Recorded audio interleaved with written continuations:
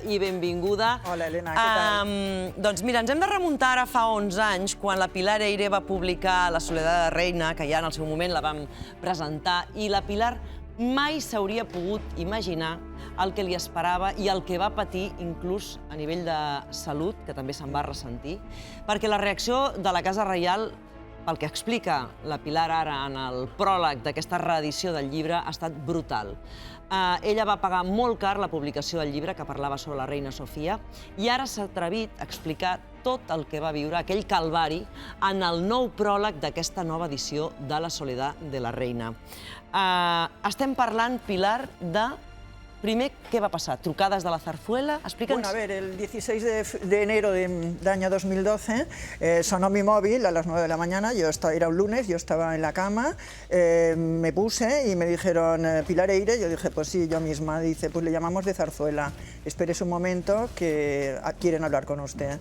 Entonces, bueno, casi se me cayó el móvil al suelo de susto, pero bueno, sorpresa no fue porque el sábado anterior había salido en la portada del Mundo, había salido la noticia de que yo había sacado este libro sobre Doña Sofía, que en estos momentos nadie se lo puede imaginar, pero en aquel momento explicar la vida íntima, ¿no?, amorosa, y también todos los avatares de esa España y esa sociedad, ¿no?, de esos años, una sociedad que a mí me produjo, después de escribir el libro, profunda repugnancia, pues la verdad es que era algo muy fuerte. Era un libro que yo llevaba escribiendo en secreto desde hacía 2 anys. Havia ja publicat 5 llibres sobre la família real que s'havien convertit en bestsellers. Clar, és que ens hem de situar en aquell moment. Ens hem de situar en aquell moment fa 11 anys. Claro, yo había publicado 5 libros y entonces llegó un momento en que mi editora, que era Imelda Navajo, la directora de La esfera de los libros, me dijo, bueno, Pilar, ahora tenemos que escribir el libro de Doña Sofía. Nos vamos a meter en un buen lío, pero que sepas que yo te voy a respaldar humanamente, profesionalmente y judicialmente si llega el caso. Entonces yo con estas garantías me puse a investigar, hablé con, recabé todo tipo de documentación tangencial o también biografías de Doña Sofía, una bibliografía muy amplia que sale al final del libro, y luego hablé con centenares de personas, gente de la casa, ex empleados, amigos de la infancia, grandes de España, amigos de los hijos, todo tipo de personas que habían rodeado a la familia real. Evidentemente los que me dieron más información eran los despechados, ¿no?, los expulsados del paraíso, los que tenían cuentas que saldar con los Borbones, ¿no? Pero luego también empezó a hablar el pequeño grupo de partidarios de la reina, Doña Sofía, que se habían visto, que querían dar fe de que esta mujer había sido una mujer sometida y humillada durante muchos años, con intención, porque de lo que se trataba era de resaltar la figura de don Juan Carlos. Entonces, de forma expresa, se había anulado a esta mujer y se habían ocultado todo lo que había sufrido durante su tristísimo matrimonio. ¿Es cert que la Casa del Rei va vetar el llibre? Bueno, entonces, claro, yo cuando escribimos el libro hicimos una táctica de distribución, porque había muchos libros, es que Elena, esto la gente no lo sabe, pero hay libros que se escriben y que no se podían ni siquiera distribuir, que se prohibía su distribución por parte de Casa Real. Y como queríamos evitar esto, nosotros distribuimos el libro y dimos la noticia cuando el libro ya se estava vendiendo en les llibreries. Ara això em recorda una cosa. El famós cosí de Letícia, que va escriure un llibre sobre Letícia, que, si no recordo malament, és com si va sortir a les llibreries, algú el va poder comprar i després ja el van enretirar. ¿Te recuerdas de esta situación? Bueno, recuerdo el libro, evidentemente, y lo leí, pero la verdad es que ahora no recuerdo exactamente. El tema comercial no me acuerdo bien, pero desde luego nosotros hicimos eso y claro, el libro ya estaba distribuido. Y cuando me llamaron el lunes por la mañana, pues yo dije, bueno, seguro que me quieren hablar del libro. Cuando no se pusieron ni Juan Carlos ni Sofía, obviamente al teléfono se puso un funcionario que me dijo, oye, Pilar, estamos horrorizados, el libro está aquí, la señora está muy enfadada, el señor está muy enfadado, el libro no nos ha gustado, si era cierto que estabas escribiendo este libro, nos podías haber llamado, te hubiéramos dado información, cosa que es mentira porque jamás dan información la Casa Real, o sea que ya me mintieron, y entonces dice que sepas que no nos ha gustado esto de que digas que el rey digo, pero he mentido, dice, hombre, mentir no, pero es un trayazo que digas que el rey ha tenido 1500 novias, y luego los episodios de Toledo, y luego esto, y luego lo otro, entiendes que encontrarnos con todo esto es un día, este fin de semana lo hemos pasado muy mal en esta casa porque tu libro está en esta casa. Y entonces yo le dije la pregunta, ¿no?, que más me preocupaba, que era, ¿qué vais a hacer? Y entonces él, de una forma así muy ampulosa, ¿no? Como hablan la gente que está en contacto con la Casa Real, me dijo, no, bueno, nosotros no vamos a prohibirlo porque estamos por la libertad de expresión, pero que sepas que no nos ha gustado. Y entonces el significado de esto lo supe muy pronto. Yo ese fin de semana, mi teléfono no paraba, todo el mundo me solicitaba entrevistas, el teléfono editorial tuvieron que poner una persona nueva, todas las cadenas de televisión, revistas, periódicos, todos querían hablar de la Soledad de la Reina. Tenía una agenda para todas las semanas, me había preparado, el peluquero mío vino el domingo para peinarme, había escogido la ropa de todos los sitios a donde tenía que ir. Todo preparado, todo preparado encima de la cama, todos los conjuntos de ropa, todo, y yo pensando que iba a tener unas semanas frenéticas. Fui a un programa del que me sacaron por la puerta de atrás y a partir de entonces empezaron a caerse todos los programas, todas las entrevistas. Nosaltres et vam entrevistar, Sí, vosotros me entrevistaste. Nosaltres et vam entrevistar. Bueno, es que claro, empezaron a caerse todo. Yo iba a las cadenas y en la puerta misma me decían, no, es que se ha cancelado su entrevista.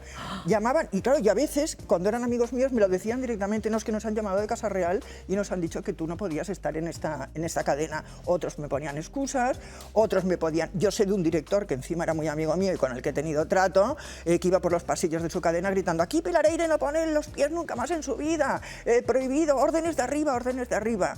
Entonces, lo que me quedó, se me cayó todo, todas las revistas, periódicos, todo lo que habían de esto, entonces me quedó donde no llegaba el largo brazo de Zarzuela.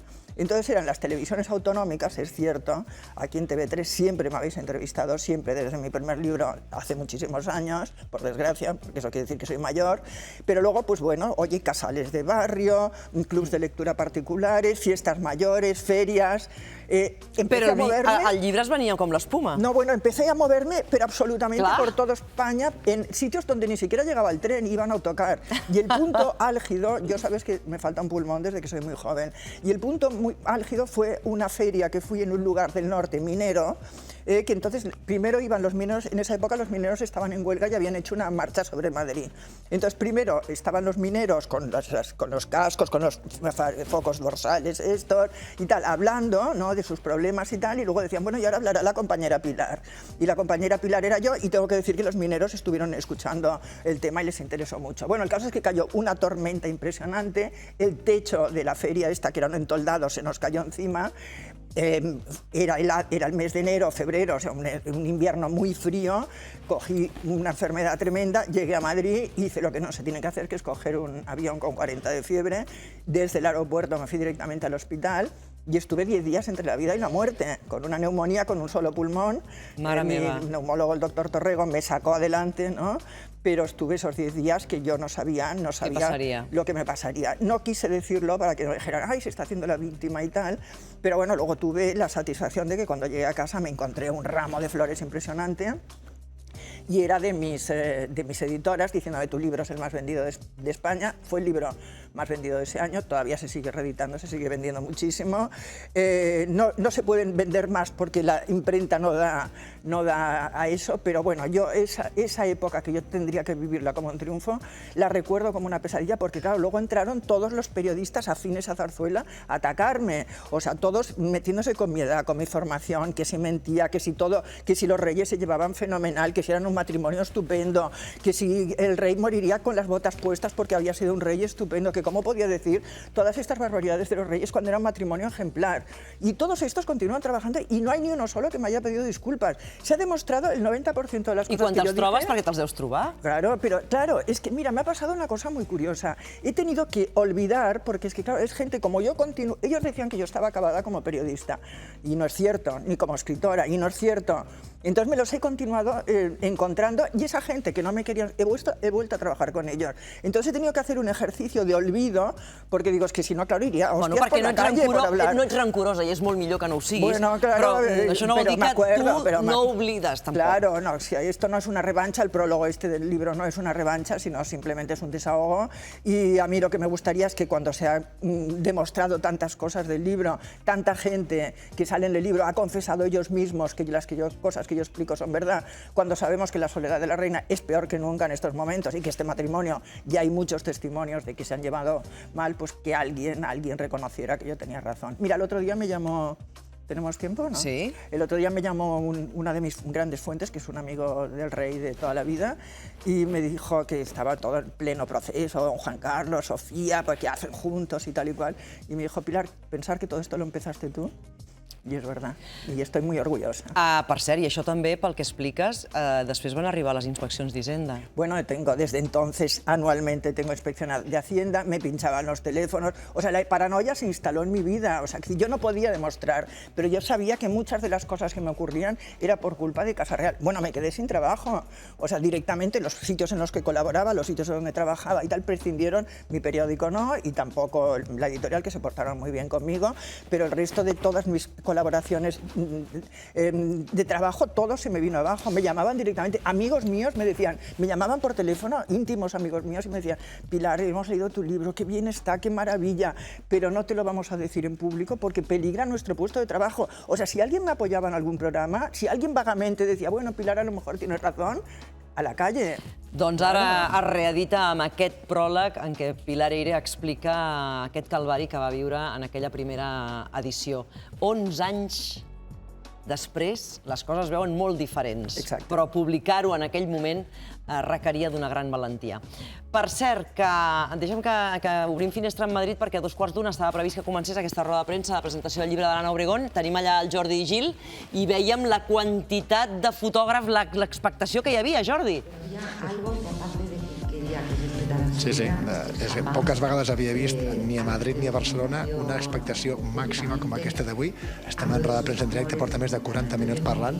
La tenim allà al final, aquí al Hotel Palace de Madrid, explicant una mica les interioritats, el com va començar a escriure aquest llibre, què és el que hi ha explicat i on s'ha buidat, diu, que ha fet una catarsi per treure tot aquest dolor de perdre el seu fill ara fa 3 anys per un càncer. De fet, està sent una conversa amb la seva editora, la gent està preguntant moltes coses, no vol parlar de res que no sigui del llibre, ho han intentat moltes vegades, i us volem ensenyar un moment en el que ha explicat quan va ser que es va decidir a publicar aquest llibre. I el moment és molt especial i és aquest. Llegamos a la comida, me presentaron a Olga, a Isabel, y yo puse mi teléfono encima de la mesa. Me estaban intentando convencer, yo no estaba muy convencida de hacerlo, porque no sabía si tenía fuerzas. Este libro es una catarsis donde he tenido que revivir momentos profundamente dolorosos. Y de repente empieza a sonar mi móvil. Y miro, ¿y de quién era la llamada? La llamada era de Alex.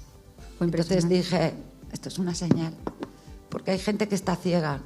Todo el mundo dice ver para creer. No, creer para ver. Y bueno, y eso fue lo que me dio fuerzas y dije, tengo que hacerlo. Per tant, va ser una trucada que va rebre ella al seu telèfon, que hi havia 3 persones més que són testimonis d'una persona, d'Àlex, del seu fill, que portava 2 anys mort. L'explicació caldria buscar-la en el més enllà, o ella diu en les energies de les ànimes. Per cert, a la pregunta o al dubte que molta gent es fa de si tindrà algun altre net o un altre fill d'Àlex, del seu fill, ja ha dit que no, que s'atura aquí, que el llegat del seu fill era publicar el llibre, tenir una filla, Anna Sandra, que va néixer fa 3 mesos, i també el fet de crear una fundació per lluitar contra el càncer. Diu que res de que hi hagi altra gent que pugui venir, altres fills que es vulguis donar al seu fill, que diu que en volia tenir 5. Continua la roda de premsa, veieu aquella imatge, hi ha més d'un centenar de persones i el que abans us comentava, poques vegades he vist, per no dir mai, una expectació tan gran ni per un llibre ni per un acte social com aquest d'avui. La premsa, efectivament, el que estàvem veient a nivell de mitjans de comunicació segueix, doncs, aquesta conversa que manté en aquests moments Anna Obregón amb la seva editora. Tú debes conocer a Obregón, Pilar. Sí, además, mira, yo del libro tengo una opinión, que es que todos los autores mojamos la pluma, por decirlo de forma simbólica, en nuestros sentimientos. O sea, yo ahora me estoy acordando de Lewis, del escritor que hizo Una pena en observación, un libro buenísimo, que es sobre la muerte de su mujer, que luego se rodó una película sobre este tema. Que decir, a mí no me parece mal que ella haya escrito un libro sobre esa pena profunda que es la muerte de un hijo. Quiero decir que no hay otra cosa más más grave que esta. O sea, que yo ese intento de justificarlo con esta llamada lo veo innecesario, Ana, de verdad. No hace falta que recurras a esto, simplemente diciendo son mis sentimientos y yo quería hablar de mis sentimientos, pues no estás haciendo ni más ni menos que lo que hacen muchísimos escritores con los diferentes hechos de su vida. Pilar Eyre, moltes gràcies. A ti. Ens retrobem